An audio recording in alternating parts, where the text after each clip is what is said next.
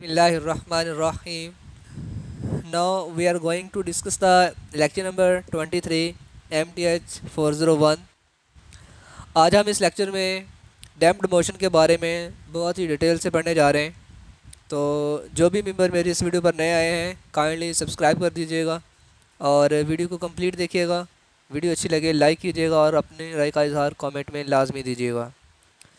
तो वीडियो को स्टार्ट करते हैं कि डैम्प्ड मोशन क्या होता है।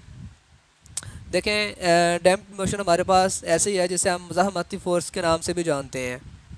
तो डैम्प्ड मोशन हमारे पास एक ऐसा मोशन होता है जो अगेंस्ट किसी वर्ग के अगेंस्ट मोशन को हम बोल सकते हैं।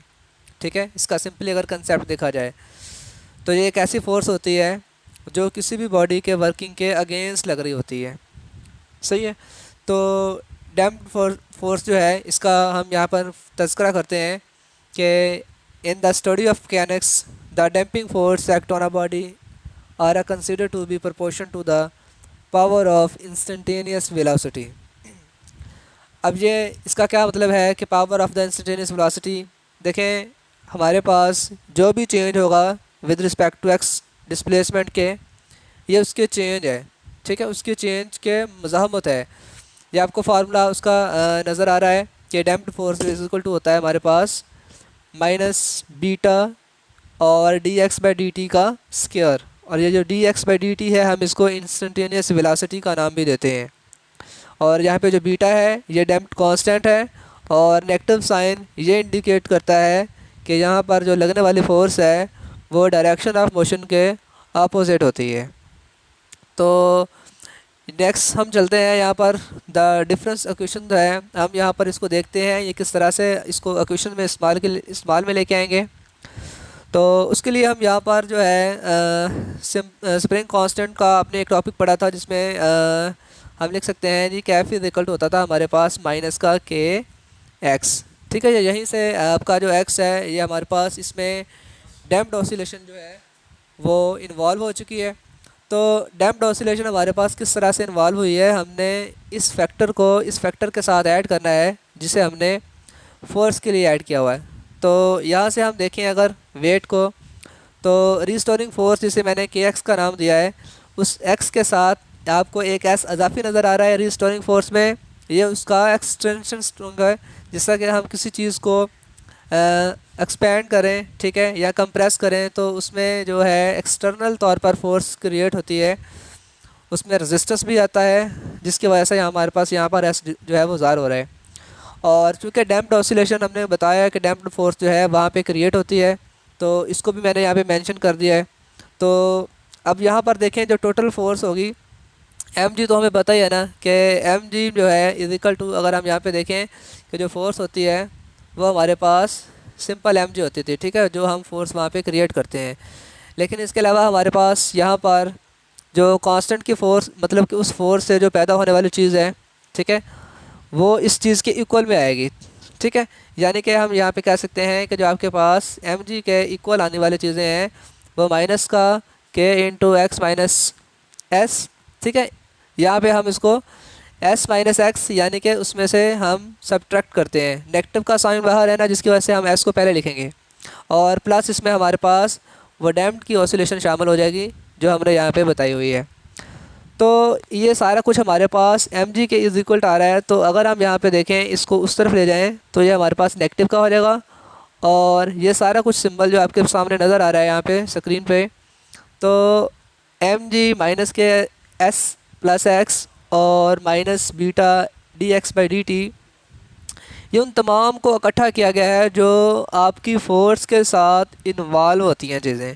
ठीक है, ये सारा कुछ आपके पास अगर देखा जाए तो ये according to Newton second law F के इक्वल है और एफ़ इज इक्वल टू क्या होता है एम ए के, और ए इज इक्वल टू होता है हमारे पास डी एक्स का स्क्वायर बाई डी टी। आप यहाँ से देख सकते हैं कि यह चीज़ इस चीज़ की इक्वल होती है। ठीक है, और बाकी सारा फैक्टर आपको नज़र आ रहा है वैसे का वैसे लिखा हुआ है। और इस केस में अगर हम देखें एक्विलिब्रियम पोजीशन जब होती है तो उस वक्त कुछ यूँ होता है कि आपके पास वो फोर्स जो वेट की और माइनस के एक्स, ठीक है, यहाँ पर ये दोनों जो है इक्विलिब्रियम के फॉर्म में जो है इक्वल टू ज़ीरो। और अगर ये चीज़ें हमारे पास इक्वल टू ज़ीरो हैं यानी कि एम जी और ये हमारे पास के एक्स, के एस, ठीक है। तो ये अगर चीज़ें हमारे पास ज़ीरो आती हैं तो हमारे पास यहाँ से के और एक्स बच जाता है, ठीक है। देखिए ना यहाँ पर अगर हम बात करें इसको डिटेल से देखें तो उसमें हम जब लिखेंगे तो ये हमारे पास कुछ एम जी माइनस के एस और माइनस के एक्स इस तरह से बनेगा।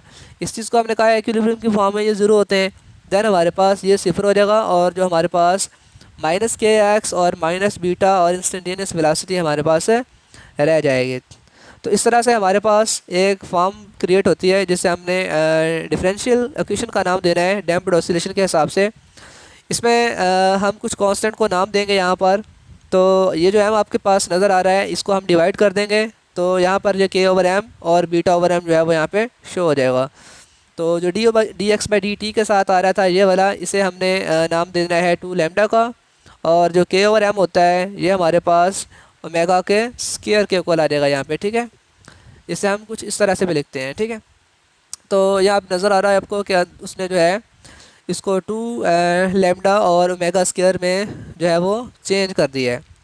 तो इस तरह की इक्वेशन को आप सॉल्व कैसे करना है, सॉल्व करने के लिए हमारे पास डिफरेंशियल इक्वेशन का एक मेथड है जिसे हमने सब्स्टिट्यूशन, जिसे हम कह सकते हैं कि हम इसे लेट की मदद से फॉर्म करेंगे और सॉल्व करेंगे। लेट आपने क्या करना है कि आपने x इज इक्वल टू ई की रेज एम टी ये आपने लेट करना है यहाँ पे, ठीक है। अब आपने इसका डेरिवेटिव लेके D x by D T की फॉर्म भी बनानी है, सही है।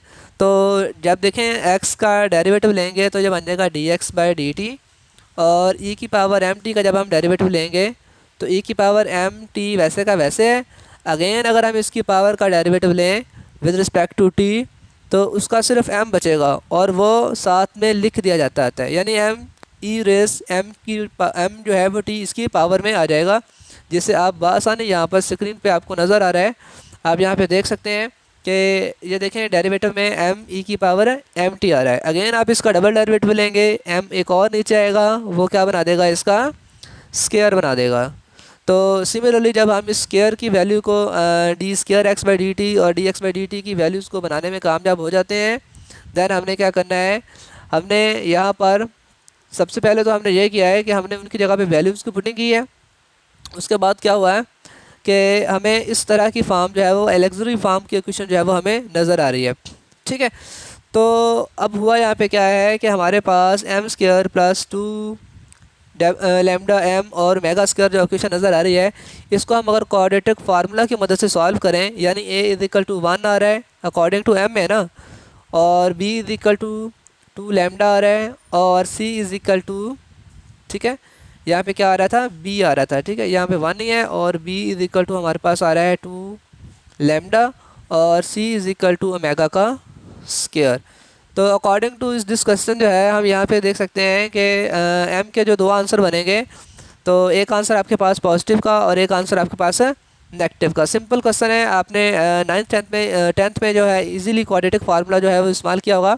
ये उसी के अकॉर्डिंग यहाँ पर 2 वैल्यू, एक पॉजिटिव की और एक नेगेटिव की निकल आती है। और यहाँ से हम देख सकते हैं कि ओमेगा स्क्वायर माइनस जो है, यहाँ पे मैं दोबारा लिख देता हूँ, lambda square minus omega square, ये जो है वैल्यू बहुत ज़्यादा डिपेंड करती है कि आपका आंसर किस तरह का आने वाला है। इसके कुछ केस हैं, हम केस को भी डिस्कस करते हैं। देखें, अगर इसका आंसर हमारे पास ग्रेटर दैन 0 आता है तो इसका मतलब ये होता है कि आपका जो आंसर है वो रैशनल होगा, ठीक है, आपका आंसर जो है वो रियल होगा, सॉरी, ठीक है, और डिस्टिंक्ट रूट होंगे। तो आपका रियल कब नहीं होता, जब आपके पास lambda square minus omega square का आंसर 0 से लेस आ जाएगा। उसका मतलब होगा कि उस स्क्वायर रूट के अंदर नेगेटिव आ जाएगी, और नेगेटिव हमारे पास कभी भी रियल नहीं होता, उसे हम अनरियल या इमेजिनरी के नाम से जानते होते हैं। तो देखें, अगर हम इस चीज़ को वहाँ पे देखते हैं तो हमारे पास जो रिलेशन बन रहे हैं x is equal to C1, ये हमारे पास उसको सॉल्व करने के बाद आ रहा है। हम डिफरेंशियल इक्वेशन को जब सॉल्व करते हैं तो C1 e की पावर mt और C2 e की पावर m2, और यहाँ से जो है mt का आंसर और m2t का आंसर उसने यहाँ पे मेंशन कर दिया है स्क्वायर रूट में।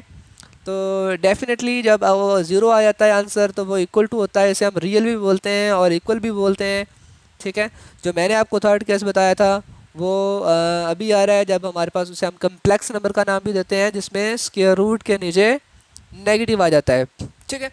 और जब भी इस तरह की चीज़ आ जाती है कि हमारे पास स्क्वायर रूट के अंदर नेगेटिव आ जाता है, तब हम उसको इस तरह से सॉल्व करते हैं कि वो ई की पावर में आंसर आंसर नहीं आएंगे, बल्कि हमारे पास जो आ रहा है ना कॉज और साइन, इस तरह के साइन से हम जो है वो क्वेश्चन को डिनोट करते हैं कि हमने कॉस फाई और साइन फाई के नाम से क्वेश्चन को लिखना होता है।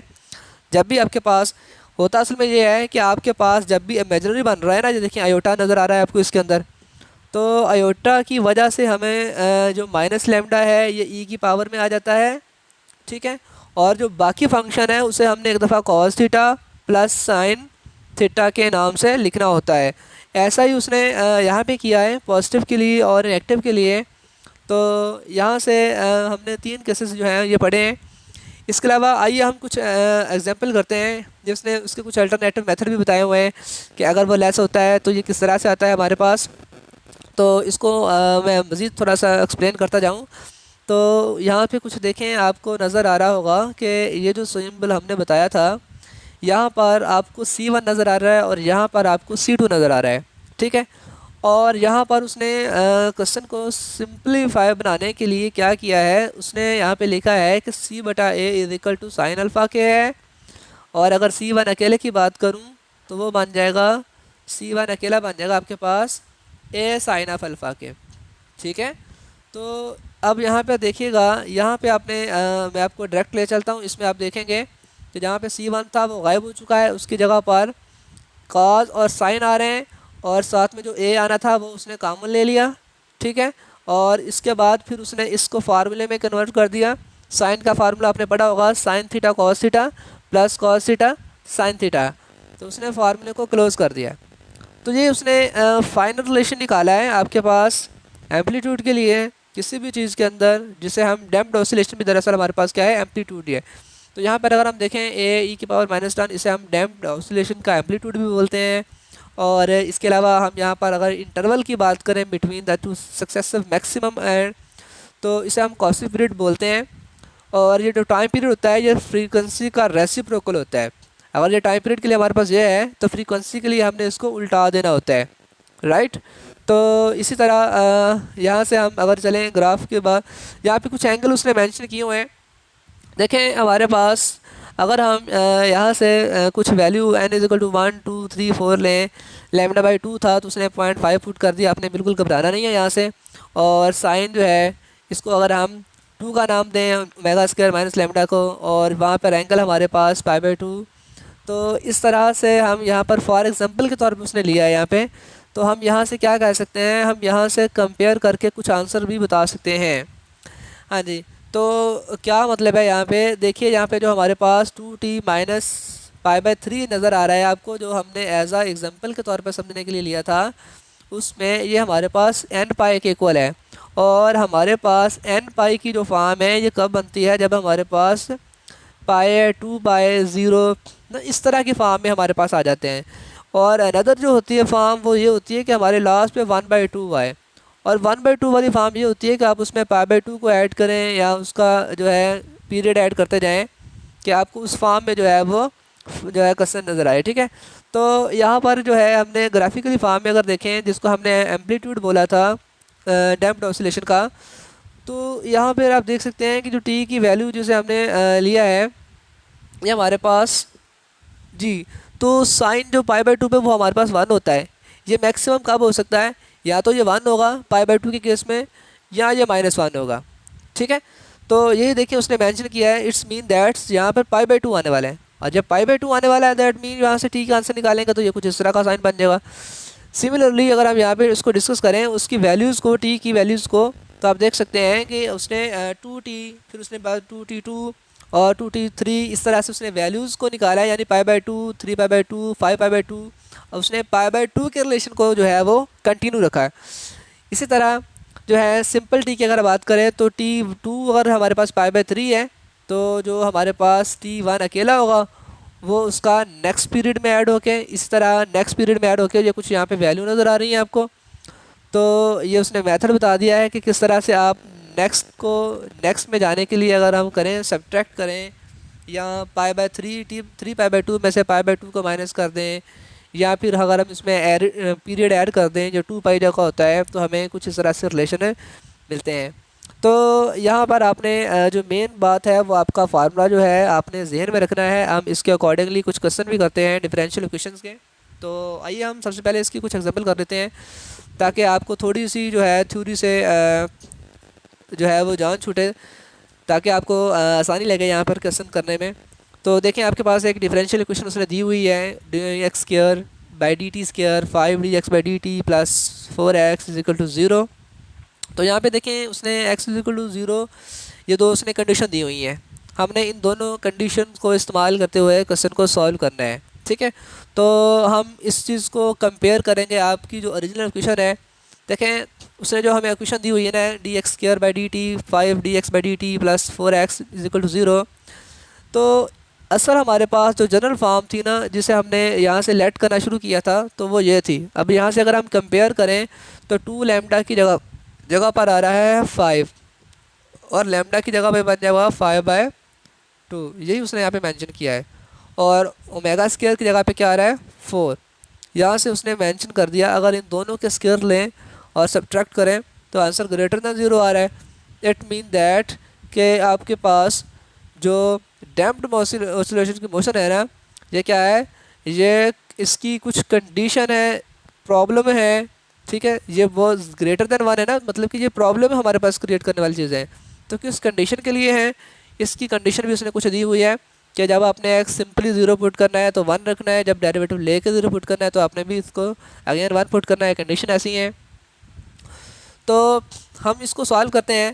देखें मैंने आपको बताया था सॉल्व करने के लिए हम x इज इक्वल टू ई की पावर एम टी का सहारा लेते हैं। ये हमारे पास लेट किया जाता है इस इक्वेशंस को। इसका डेरिवेटिव लेंगे तो देन आपके पास D x by D T के लिए हमारे पास एम ई की पावर एम टी आपके पास बन जाएगा, सेकंड डेरिवेटिव के स्क्वायर बन जाएगा। देन आपने उसे वहाँ पे क्या करना है, पुट करना है। पुट करने के बाद आपके पास क्या हो जाता है, एक सिंपली इक्वेशन बन जाती है जिसको आपने फैक्टराइज करके एम के 2 आंसर निकालिए। और जैसे ही एम के 2 आंसर निकलेंगे हम यहाँ से C1 की इक्वेशन बआसानी क्रिएट कर सकते हैं कि C1 ई की पावर माइनस सी टी और C2 ई की पावर -4t। ये देखिए उसने नीचे बिल्कुल लिखा हुआ है। और यहाँ से अगर हम t की वैल्यू को कैलकुलेट करना चाहते हैं तो हमने क्या करना है, कंडीशन को इस्तेमाल करते हुए क्या 0 पुट करते हुए इज इक्वल टू 1 रखना है। तो मैंने यहाँ से देखा तो मुझे C1 इज इक्वल टू 1 मिला।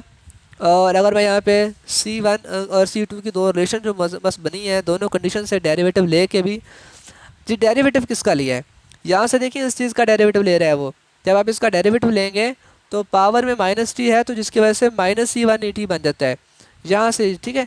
और अगेन आप इसका लेंगे नेक्स्ट टर्म का तो वो पावर में -4t है, वहाँ पे आपको -4t जो है अगेन इसके साथ आ जाता है C2 ई की पावर -4t, ठीक है। तो हम यहाँ पर जो है दोनों C1 और C2 की जो दो क्वेश्चन निकलेंगे साइमल्टेनियसली हम इनको सॉल्व करेंगे। C1 और C2 का आंसर हमें यहाँ पे ईजिली यहाँ पे मिल जाएगा। आपने जो छोटी क्लासों में जो है इस तरह के क्वेश्चन किए हैं, जब दो हमें वेरिएबल गिवन हो, दो क्वेश्चन गिवन हो, इन दोनों को हमने ऐड किया, ऐड करने के बाद सिंपली हमें C2 का आंसर मिलेगा। फिर आप C2 का आंसर किसी में पुट करेंगे, C1 का आंसर भी आपको मिल जाएगा। तो जब आपके पास C1 और C2 के आंसर मिले वो आपने आंसर यहाँ पे पुट कर दिए। जब दोनों आंसर पुट कर दिए तो आपके पास जो मसावत बनी है, आपने क्या किया, इसका लिया डेरिवेटिव, ठीक है, इस dx का। और यहाँ से हमने डेरिवेटिव लेने के बाद एक्स प्राइम टी वाले का जो आंसर निकाला, इसको हमने यहाँ पे इक्वल टू 0 रखते हुए हमने यहाँ से टी के लिए रिलेशन भी निकाल लिया। और टी का जो आंसर हमारे पास आया है, हमने इस टी को दोबारा वहीं पे पुट किया और हमारे पास फाइनल आंसर क्रिएट हो गया। क्योंकि हमें हर चीज़ के बारे में पता चल गया था यहाँ से, तो हमने फिर यहाँ से टोटली फाइनल आंसर निकाल लेते हैं। तो यहाँ भी देख सकते हैं आप कि क्वेश्चन को हम डिफरेंट वे से चेक करते होते हैं। तो उसने ग्राफ में टी एक्सेस और एक्स एक्सेस के बारे में बात की थी, जिसे उसने इक्वल टू 0 रखा, 0x करके उसने चेक किया ओरिजिनल तौर पर वो आंसर, और जो हमने अभी सिंप्लीफाई करके देखा था वो आंसर, उन दोनों में डिफरेंस देखा।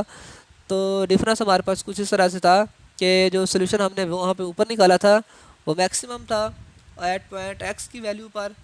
तो यहाँ से कुछ हमें ये फिज़िकली भी हमें मिला है कि अगर हम नेगेटिव को, चूँकि हमें पता है कि जो फिज़िकली हमारे पास इरेलेवेंट जो चीज़ें होती हैं ना, लेट्स सपोज जैसा कि मैथ्स है, मैथ्स कभी नेगेटिव हो नहीं सकता, ठीक है। तो आंसर को पॉजिटिवली आपने कंसीडर करने हैं। नेक्स्ट आपके पास मैं लास्ट एग्जांपल कराता हूँ, देन आपके पास लेक्चर जो है वो क्लोज कर दूंगा, ताकि नेक्स्ट जो है वो आप खुद करें। मैं ये एग्जांपल को सॉल्व कर देता हूँ। देखें हमारे पास एग्जांपल इस तरह से है कि 8 LB का वेट है, स्ट्रेच स्प्रिंग के साथ उसने 2 फीट के फासले पर स्ट्रेच हुआ है। और डैम्प्ड फोर्स वहाँ पे न्यूमेरिकली लग रही हैं 2 टाइम, मतलब दुगनी फोर्सेज हैं इंस्टेंटेनियस वेलोसिटी की उस सिस्टम के ऊपर। तो आपने उसने कहा है कि डिटरमाइन कीजिएगा, किस चीज़ को आपने फाइंड करना है कि उसने यहाँ पे ये कहा है कि आपने डिटरमाइन करना है if the weight is release from the equilibrium position with upward velocity at 3 foot पर सेकेंड। अब हमें 8 जो है एल बी वेट दिया हुआ था और स्प्रिंग उसने कहा था कि 2 फुट पर है, ठीक है। यहाँ से हम के का आंसर इजीली निकाल सकते हैं। कैसे? क्योंकि हमें पता है कि डब्ल्यू बराबर जो है हमारे पास क्या होता था, ये by according to Hooke law होता है, अकॉर्डिंग टू हुक लॉ। तो डब्ल्यू बराबर हमारे पास क्या होता है, के एक्स, ठीक है। तो के एस में हमारे पास उसने एस का आंसर 2 दिया था, डब्ल्यू का आंसर 8 दिया है। तो यहाँ पे हम 2 और यहाँ पे देखें इजीली हम यहाँ से जो है एस का आंसर उसने 2 दे दिया और के यहाँ पे ये है और 2 डिवाइड कर देंगे तो के का आंसर 4 इजीली यहाँ से कैलकुलेट हो जाता है। उसने भी बिल्कुल ऐसे ही यहाँ पे किया हुआ है। इसके अलावा हमने डैम्प्ड फोर्स को देखना होता है। तो डैम्प्ड फोर्स के अकॉर्डिंग यहाँ पे हमें पता है कि 2 dx/dt होता है और बीटा इज इक्वल टू यहाँ पे 2 शो हो रहा है। अगर beta is equal to 2 show हो रहा है तो हमें पता है कि अकॉर्डिंग टू मैं दोबारा लिख देता हूँ, w इज इक्वल टू होता है हमारे पास mg, ठीक है। और हमें पता है कि वेट का आंसर हमारे पास कितना है, 8 है। और जी की वैल्यू यहाँ पर उसने जो हमें दी हुई है वो उसने हमें 32 दी हुई है। कैसे ये जी की वैल्यू उसने 32 हमें कैसे दी हुई है? तो यहाँ पे देखें उसने जो हमें कहा हुआ था कि 8 और 4 यानी कि टोटल वेट 8 है, जो उसमें कांस्टेंट चीज़ लग रही थी एक्स डिस्टेंस की वजह से उसका डिस्प्लेसमेंट हो रहा है, तो वो 32। तो वही उसने यहाँ पे पुट किया और 1/4 यहाँ से आंसर निकाल लिया। दैन आपके पास अब एम का आंसर भी मौजूद है। आपने सिंपल इसमें चीज़ों को पुट करना है। आपको यहाँ पे क्या गिवन था, एम गिवन है, d²/dx आपने यहाँ पे निकालना है, के का आंसर गिवन है, बीटा गिवन था। यहाँ पे अगर देखा जाए तो हमें वैल्यू पुट करने से हमारे पास एक सिंपली डिफरेंशियल इक्वेशन बन गई है। इसको सॉल्व करने के लिए हमारे पास बेहतरीन क्वेश्चन का फार्मूला होता है हमारे पास, जिससे हम x is equal to e की पावर mt का रिलेशन इस्तेमाल करते हुए। तो x is equal to e की पावर mt का रिलेशन हमारे पास क्या होता है, कंडीशन हमारे पास मौजूद है, 0 पुट करने के बाद इक्वल टू 0 रखना है और डेरिवेटिव लेने के बाद 0 पुट करने के बाद हमारे पास 3 पुट करना है।